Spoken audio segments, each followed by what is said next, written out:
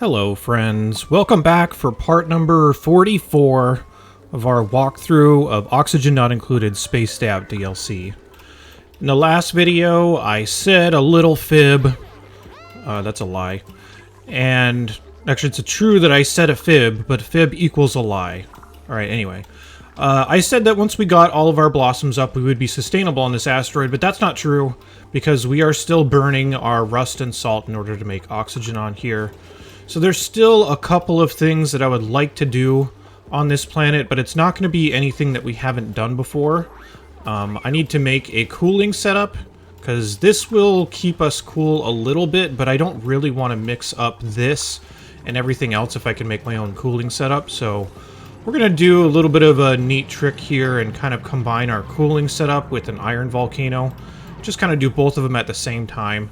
And then we'll also tuck a oxygen setup over here so that we are not burning our rust and salt anymore in order to produce oxygen on this asteroid. Then we will, for realsies, be fully sustainable. Then all will be left is just analyzing the artifacts, digging the rest of this out, getting it all kind of organized in one place so that we have continuous water production and that kind of stuff. But yeah, that'll be the plan here. I just wanted to do that really quickly.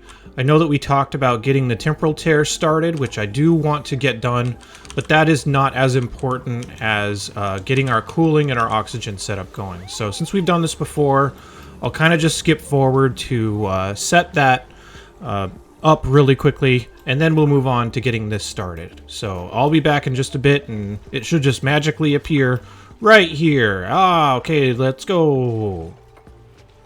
Hey, there we go. Magic. It's all done. The only thing we need to do is dig out our iron volcano really quickly so that it can start erupting. So it should be erupting right now, but there we go. One other thing that I wanted to mention with this setup, by the way, is I'm having a lot of issues with overpressurization of liquids lately. I don't know if this is a new problem, or if this is just something that happens when the performance gets bad enough, but I've never seen this happen before, where if I have two types of liquid, they will start to overpressurize and start breaking the tiles. And so I just moved this pump down to grab both types of liquid to keep the pressure a little bit lowered. I don't know what's going on here, so if anybody has any idea about this, let me know. The same thing happened on this asteroid, which is kind of a mess right now.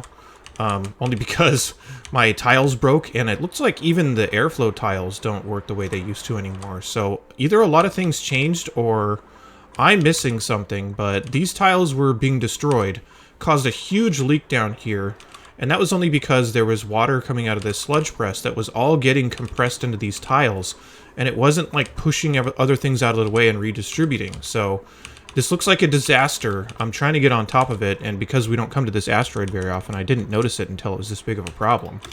But yeah, there's something different about how liquids are getting pressurized here. So I guess if you're doing this mixture of polluted water and regular water in a melter like this, you probably want to put your pump a little bit lower to draw from the middle to lower the pressure of both sides. Otherwise, we're apparently going to start getting more of these overpressurization problems, which, again, I've been playing this for a long time and I've never seen this happen before. So there's got to be something either new going on, or it's a performance thing, or I don't know what's happening. So anyway, just going to get this resealed back up.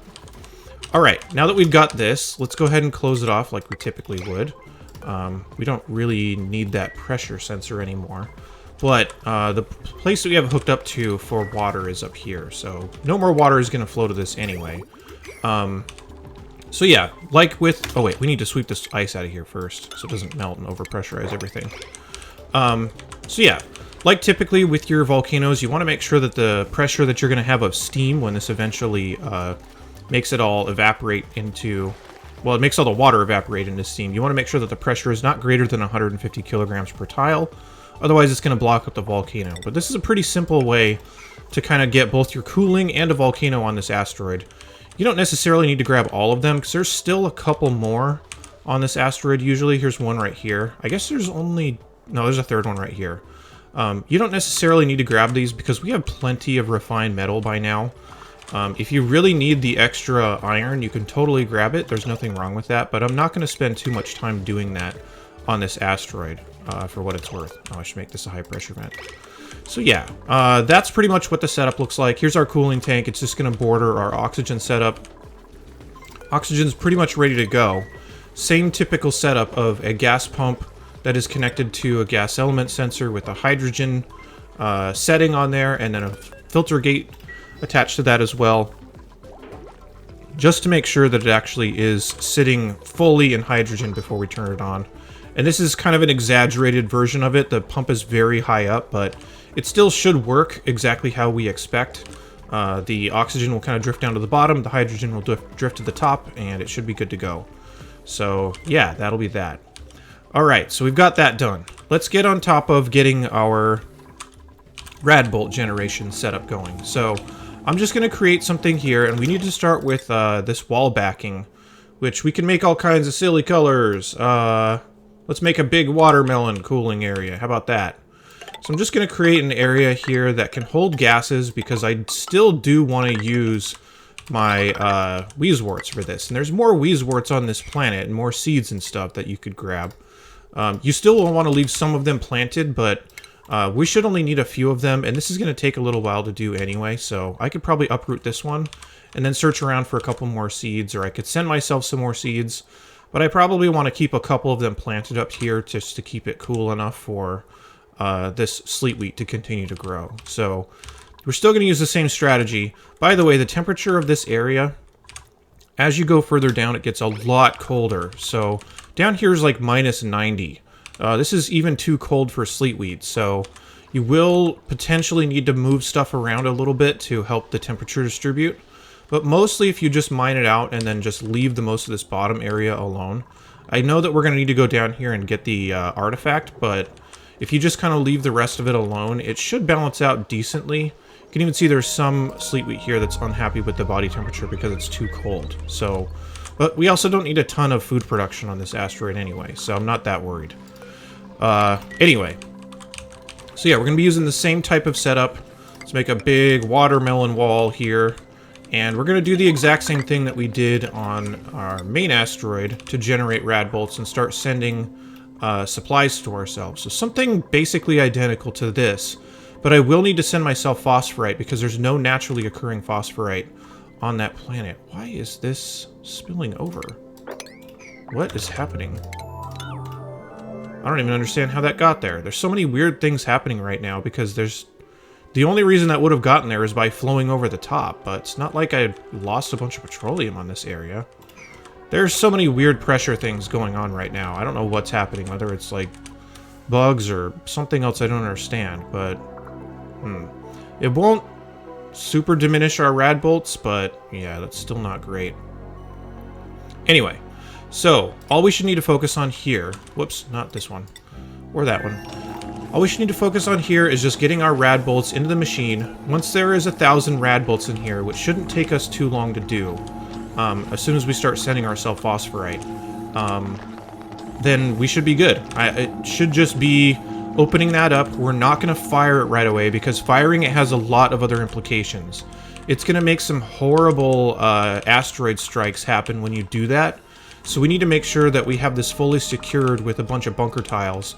And it's going to happen for a long time. I think it eventually does stop, but once it starts, you need to protect yourself from it. We'll do this as one of the last things that we actually do, but this might take a little while depending on the resources that you have and how you've been playing. So I kind of recommend to start it pretty early. So we'll just be doing that in the meantime. Let me build out this setup. It's going to look exactly like the one at home, so it's not going to be too much different. Once we get that done, we'll do a couple more things here, and I think this asteroid is pretty much good to start collecting stuff and leaving. So we may do all that within the scope of this video, just to kind of keep things moving along. So yeah, I'll start getting all of our Radbolt generation going in our big watermelon room. Alright, our watermelon room to generate Radbolts is done. But we're not going to turn it on yet, only because we don't have a visual on the temporal tear yet. So I'm still looking for it with my exploration rocket. It's usually on the very edge, so there's a low likelihood it's this one, but it could be there. I still need to reveal a bunch of the edge tiles. It could be right there too. So it's going to take a little bit before I can get that, but I wanted to build this before I sent a bunch of duplicants home, so that I wasn't relying on one duplicant to do this, but this might just be dormant for just a little bit. I also do need to ship myself a whole bunch of phosphorite, so I should probably just do that now. I still don't get what is going on with all this petroleum here. I don't see any reason why that would have ever gotten there, but I don't know. Come on, game. There we go. Alright, so let's just connect up our conveyor rails for phosphorite, which right now, what is even being sent? Oh, igneous rock. Yeah, I was sending it to that asteroid as well. But I guess I turned it off at some point. Alright, anyway, let's get this connected. So I'm just going to disconnect it from the other line, connect it up to the phosphorite, and there you go. Let's change our destination to be targeting the ice asteroid so we can start sending all of our stuff there. And there we go. Whee! Also, one thing I forgot, I don't know why I forget this all the time, but I forgot to put a printing pod here to claim the planet, so I'm just going to do that now. We're pretty much ready with everything. I just need to continue my water flow here, and continue to get all that stuff filled up. I did add a second water sieve, by the way, because it's melting faster than I can actually pump it out of here with just one pump. So I do have that going, getting all of our tanks and stuff filled down here. These are probably pretty close to being filled up, but this setup is almost ready to get fully running. And also right on time, of course. The iron volcano went dormant right away, so perfect. So yeah, all I'm going to be doing on this asteroid is just mining the rest of it out. I will send the other duplicants back before we stop this video, because we're actually pretty close to it right now as is. Just need to keep them busy mining out, and just make sure that you don't destroy your sleet wheat that's down here. Only because it's just free food. If we start getting an insane amount of sleet wheat, we could also just send some of that back via an interplanetary launcher. At least up until this is done. Only because once this is fired, like I mentioned, there's going to be a lot of meteor strikes coming down. It'll be a mess. So, yeah. Anyway, this is also another good place to have like a food outpost or something like that if you're having food problems. This stage of the game, so that's definitely something you can do too. Need to dig around these volcanoes here. So yeah, that's pretty much the plan for this one. We also probably should get this last duplicant off of here. I'm just sweeping up the last little bits of debris that I have. So I'm going to send somebody home from here too and just leave us down to one on the water asteroid because there's no reason to have two of them. So I'll start building the rocket for that so we can get them back. And that'll be another abandoned ship, and this will probably also be an abandoned ship, so we'll have an adventurous time getting all these duplicants back home so that we can get onto the next asteroid. The only thing that I'm really missing from all of our supplies here, still need a little bit more glass, and then the rust. I want to take the rust back from the ice planet here because we're not really needing it anymore. Like, we're producing oxygen from water, so I might as well just deconstruct any other resources that or rather buildings that are using resources to produce oxygen, then we can send our rust and salt onto the next mission and kind of take what was left over. If you do run out of rust and salt, you still should have a good amount of algae at home, assuming you didn't use it all for producing oxygen already. So I still have 34 tons. I did get a request from somebody to show the mining rocket to like run some mining missions. And I'm also a little bit tight on metal ore right now, so I kind of want to run some mining missions, just coincidentally. So I think I'm just going to start running some mining missions here in just a little bit.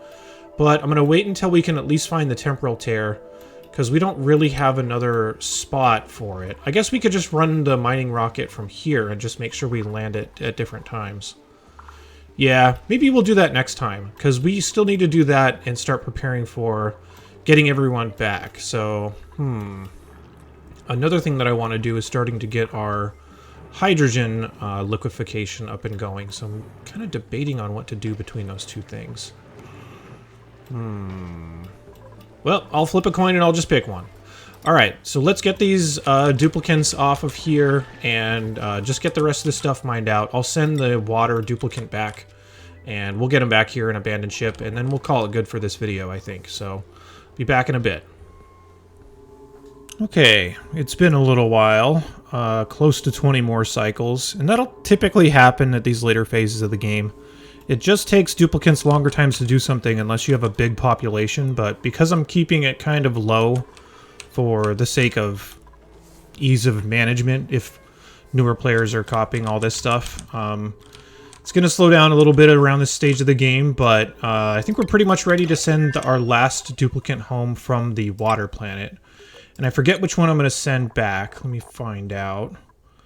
Looks like we're going to keep Pei here, because Pei already has very specialized skills, so the two twins are being split up here. Everybody, don't try to be too sad about this, but Pei has got to go back on their own. So, the one thing we need to set up here that's a little bit different, though, is we need to set up a rusty oxidizer form of oxygen rather than the algae, because I don't have any more algae on this asteroid. So we might as well just use what we have, and we have rust and we have salt, so might as well do that. And those are both inside, and then we need to fill up our fridge with the stuff that we want to take, so I'll just take anything. But I don't want to take a lot. It should only be like maybe 1 or 2 meals, so I think like 5 kilograms ought to be fine. Just to get them in range before they need to abandon ship, so we should be good. I don't know exactly how much 5 kilograms of gristleberry is, but I guess we're about to find out. So let's see. I guess whenever they bring it here, it'll be good, but that'll be it for Pei on this asteroid. Here we go. Looks like we have... I guess it's not going to tell me. Let's do this. How much do I have? 10,000. Okay, that's plenty. So yeah, let's get Pei out of here. Let's at least give them the rocket piloting skill so they can leave. Change our destination to somewhere close to home. This ought to be fine. This is where we abandoned ship last time, so I'll go ahead and do that. And I think we should be good. Let's check the interior. Yep, have all of our supplies, have food. We have water loaded. Alright, cool. Let's get him out of here. Change our crew. Yep, acknowledge warnings and begin the launch.